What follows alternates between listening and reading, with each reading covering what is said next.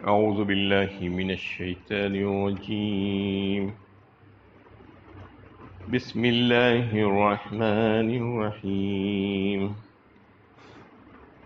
وجاءوا أباهم عشاء يبكون اور وہ رات گئے اپنے باپ کے پاس روتے ہوئے آئے۔ یہ سورہ یوسف کی 16 نمبر کی آیت ہے۔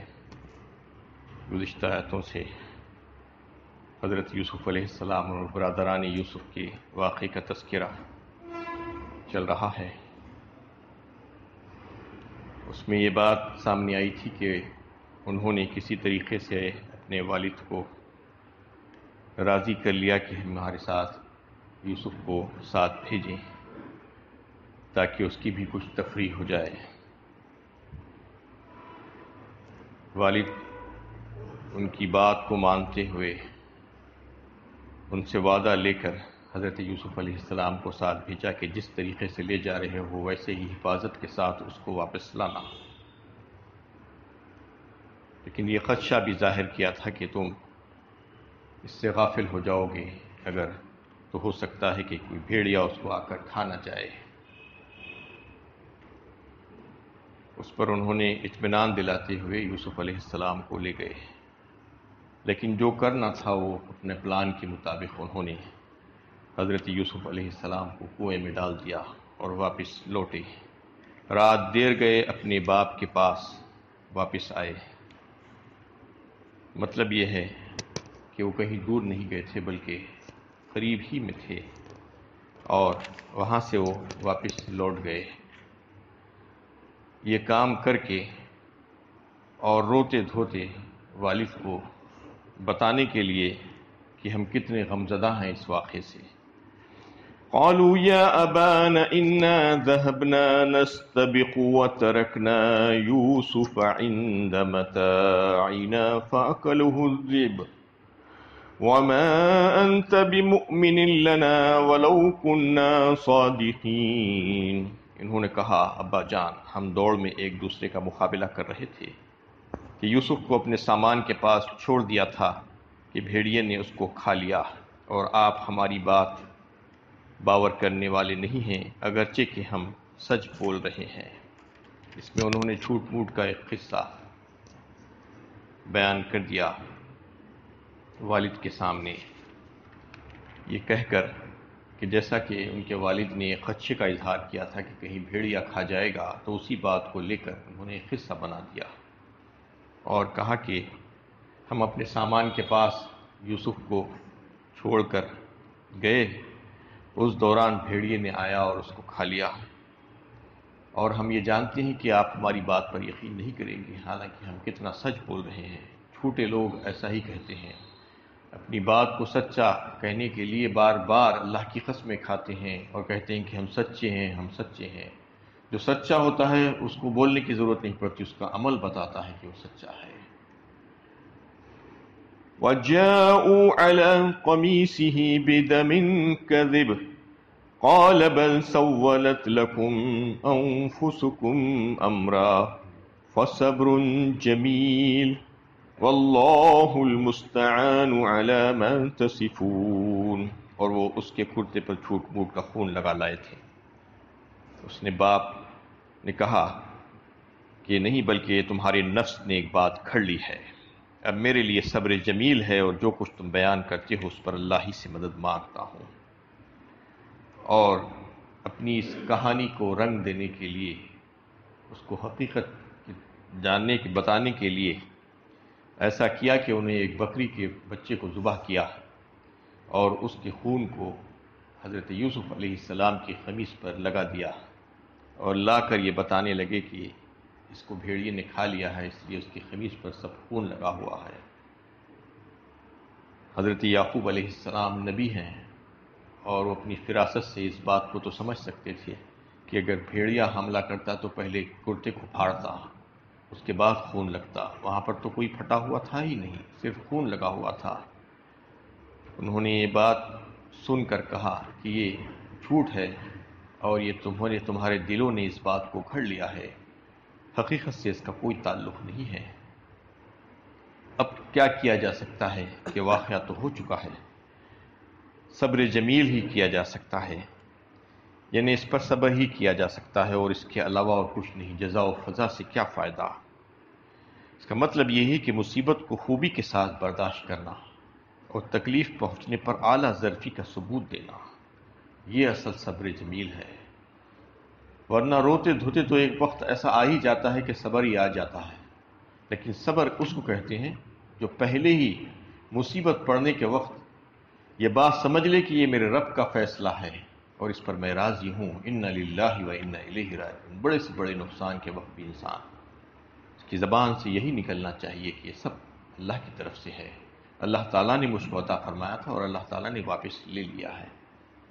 تو انہوں نے یہ بات کہہ دی کہ اب سہارا اللہ ہی کا ہے، بس مجھے صبر کرنا ہی چاہیے اس پر، اور میں اس پر صبر کر لوں گا۔ وَجَاءَتْ سَيَّارَةٌ فَأَرْسَلُوا وَارِدَهُمْ فَأَدْلَىٰ دَلْوَهُ قَالَ يَا بُشْرَىٰ هَٰذَا غُلَامٌ وَأَسَرُّوهُ بِضَاعَةً وَاللَّهُ عَلِيمٌ بِمَا يَعْمَلُونَ۔ اور ادھر ایک قافلہ آیا تو اس نے اپنا سقا بھیجا، اس نے ڈول ڈالا تو پکار اٹھا کہ بڑی خوشی کی بات ہے کہ یہ ایک لڑکا ہے، اور اس کو مال تجارت سمجھ کر چھپا لیا، اور جو کچھ کر رہے تھے اللہ اس سے واقف تھا۔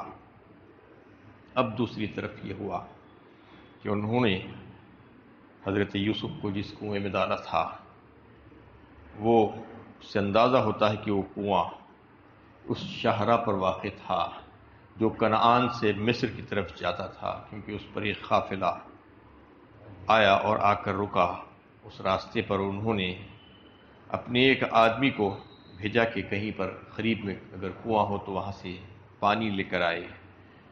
تو قافلے کے ایک آدمی نے وہاں آ کر اپنا ڈول ڈالا کنویں میں، تو اس ڈول کے سہارے حضرت یوسف علیہ السلام اوپر آ گئے۔ سقا کو یہ دیکھ کر بڑی خوشی ہوئی کہ ایک تو لڑکا ہے کنویں میں پھنس گیا تھا اور جس کے لیے ڈول نجات کا ذریعہ بنا۔ مزید خوشی اس بات کی کہ یہ غلام ان کے ہاتھ لگا جس کی انہیں کچھ نہ کچھ تو قیمت وصول ہو ہی جائے گی۔ یہ چیخ مار کر خوش ہو کر کہنے لگا کہ ارے یہ تو لڑکا ہے۔ وَأَسَرُّوهُ بِضَاعَةً وَاللَّهُ عَلِيمٌ بِمَا يَعْمَلُونَ۔ اور اس کو مال تجارت سمجھ کر چھپا لیا، کیونکہ گمشدہ لڑکا جب ان کو مل گیا تو انہوں نے یہ کہا کہ اس کو غلام بنا لیتے ہیں، اور پھر چاہتا تو کسی کے ہاتھ فروخت کر دے سکتا تھا۔ یہ اس وقت کے حالات تھے۔ قافلے والوں نے بھی یوسف کے ساتھ یہی معاملہ کیا، انہیں مال تجارت سمجھ کر اس وقت چھپا لیا تاکہ لڑکی کا کوئی دعوے دار نکل نہ آئے، اس کے بعد انہیں مصر لے جا کر فروخت کر دیا جا سکتا ہے۔ وَشَرَوْهُ بِثَمَنٍ بَخْسٍ دَرَاهِمَ مَعْدُودَةٍ وَكَانُوا فِيهِ مِنَ الزَّاهِدِينَ۔ اور انہوں نے اس کو حقیر قیمت پر گنتی کے چند درہم تھے بیچ دیا، اور اس معاملے میں انہیں کوئی دلچسپی نہیں تھی، یعنی بیچنے والے یہی قافلے والے تھے۔ مصر لے جا کر انہوں نے اس بچے کو بیچ دیا۔ انہیں اندازہ نہیں تھا کہ وہ جس بچے کو بیچ رہے ہیں وہ کیسی قیمتی شے ہے ان کے جو ہاتھ لگی تھی، لیکن انہوں نے اس کو چند چاندی کے سکوں کے عوض بیچ دیا۔ بثمنن فرمایا، ثمن کا مطلب ہے کہ انتہائی کم قیمت، حقیر قیمت، کوئی قیمت نہیں جسے کہا جاتا ہے۔ دراہم معدودہ فرمایا، چند درہموں کے عوض بس اس کو انہوں نے بیچ دیا، کیونکہ گرا پڑا مال کسی کو ملتا ہے تو اس کا ایسا ہی قدر کرتا ہے، وہ چاہے لاکھوں روپے کی ہوں گی، چند ٹکوں میں اس کو بیچ دیتا ہے لے جا کر، چور جو ہوتا ہے۔ تو ایسا ہی انہوں نے بھی کیا اس بچے کے ساتھ، اس کی قدر کو انہوں نے نہیں پہچانا، اس کی صحیح قیمت انہیں وصول کرنے کی کوشش بھی نہیں کی، کیونکہ اس سے بیزار تھے، ان کو اس سے کوئی لگاؤ نہیں تھا۔ وقال الذي اشتراه من مصر لامرأته أكرمي مثواه عسى أن ينفعنا أو نتخذه ولدا وكذلك مكنا ليوسف في الأرض ولنعلمه من تأويل الأحاديث واللہ غالب علی امرہ ولکن اکثر الناس لا یعلمون۔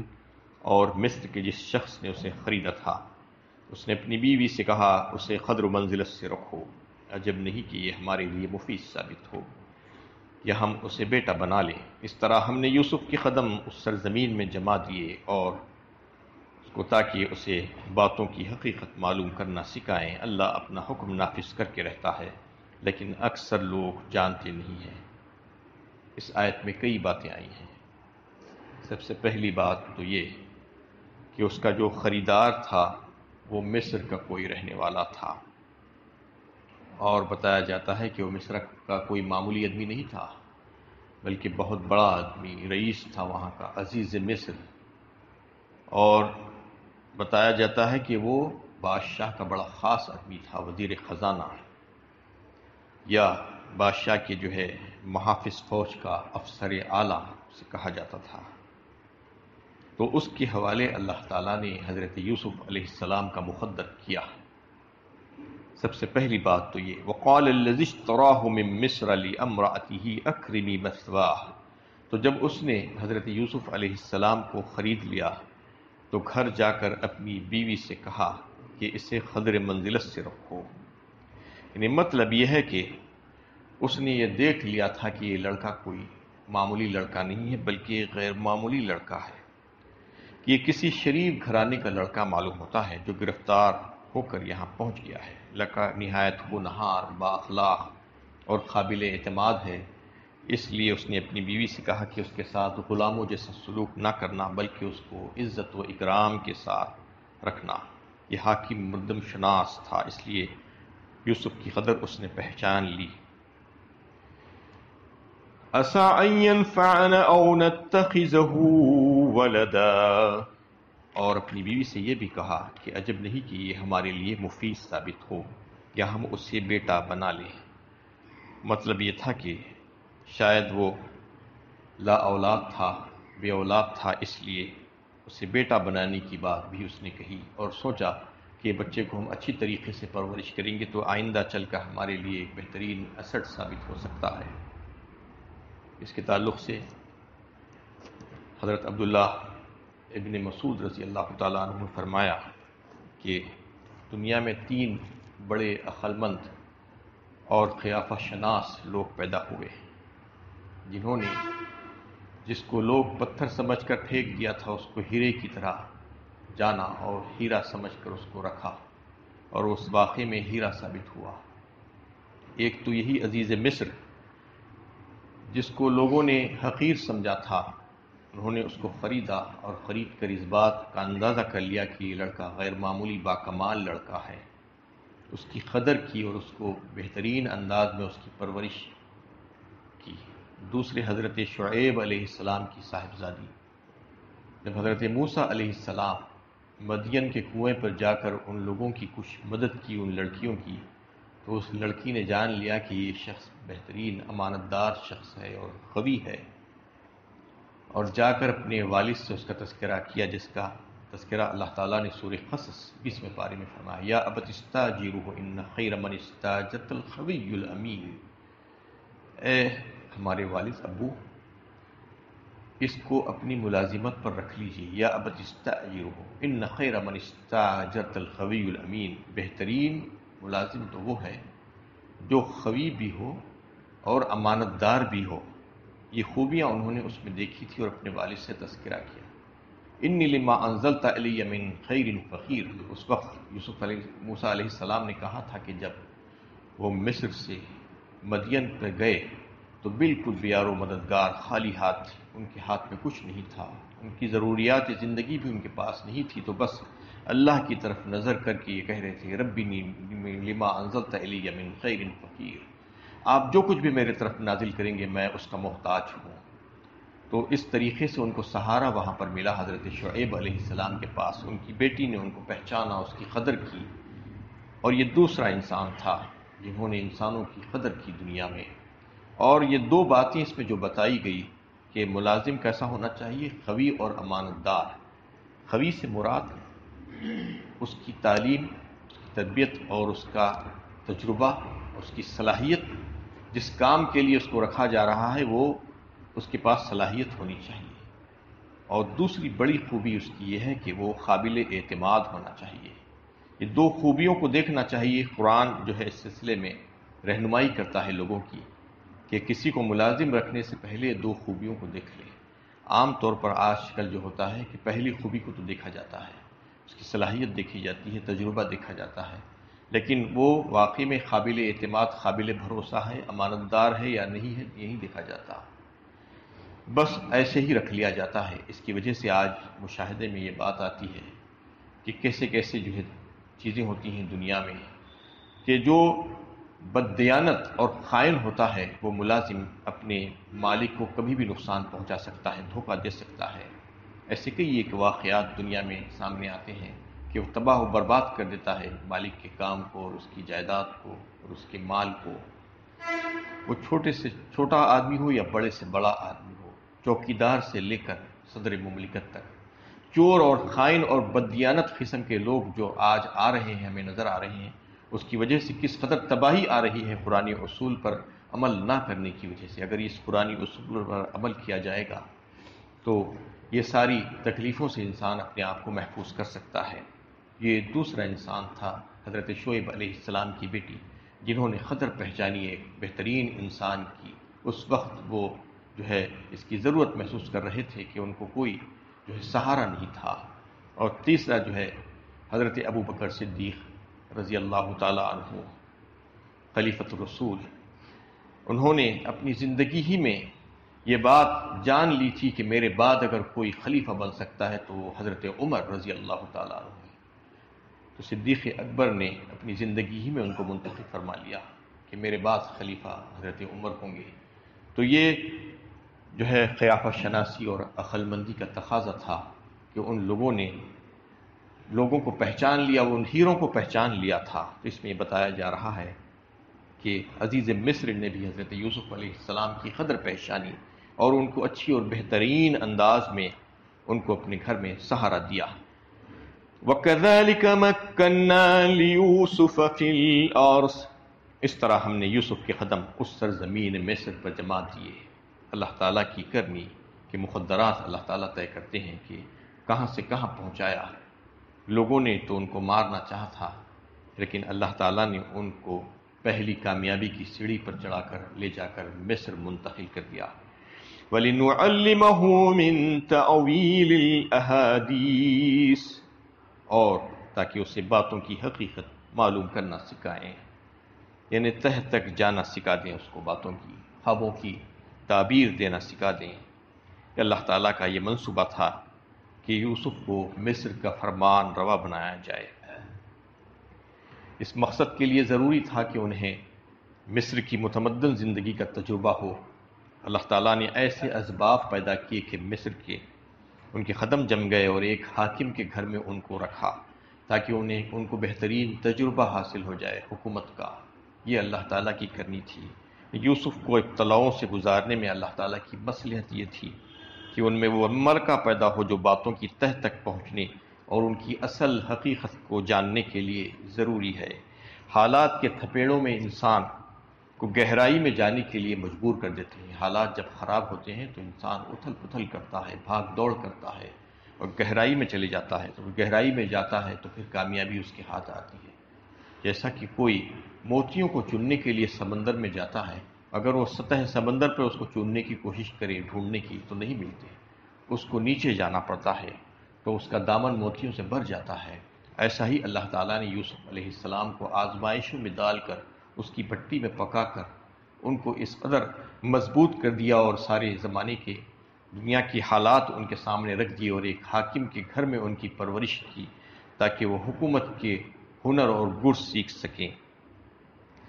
یہ ایک ناقابل انکار حقیقت ہے کہ اس کو یہاں بیان کرنے سے مقصود ایک طرف تو یہ واضح کرنا ہے کہ یوسف علیہ السلام کے لیے ان حاسدوں کو دنیا اور اخروی سعادتوں کی راہیں کھلتی چلی گئی۔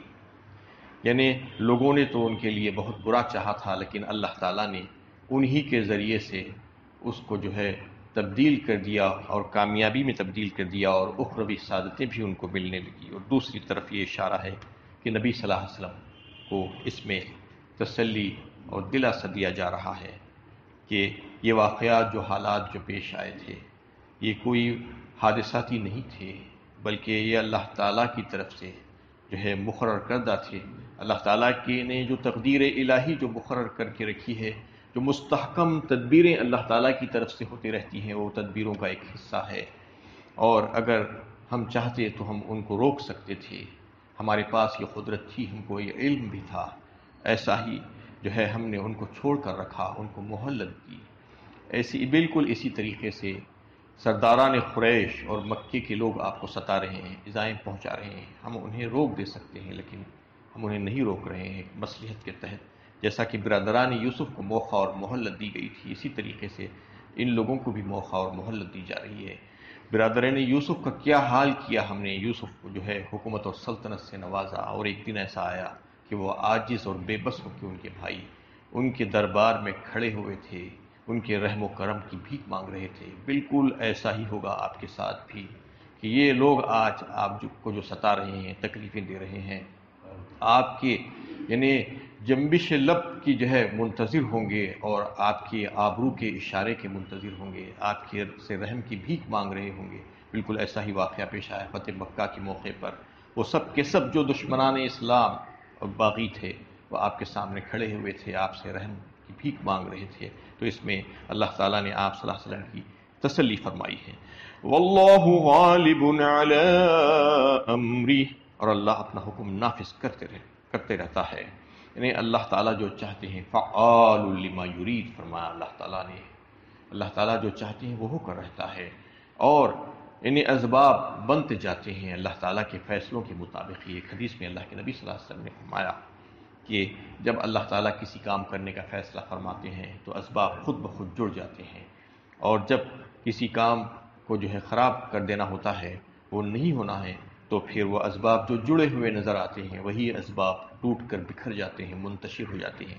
اس لیے کہا گیا کہ اسباب پر بھروسہ نہیں کرنا، اسباب اللہ تعالیٰ کے پیدا کردہ ہے، اور اسباب کو اختیار کرنے کا حکم دیا گیا ہے، توکل یہی ہے۔ لیکن اسباب کو سب کچھ نہیں سمجھنا، وَلَكِنَّ أَكْثَرَ النَّاسِ لَا يَعْلَمُونَ فرمایا، اکثر لوگ یہی بات نہیں جانتے۔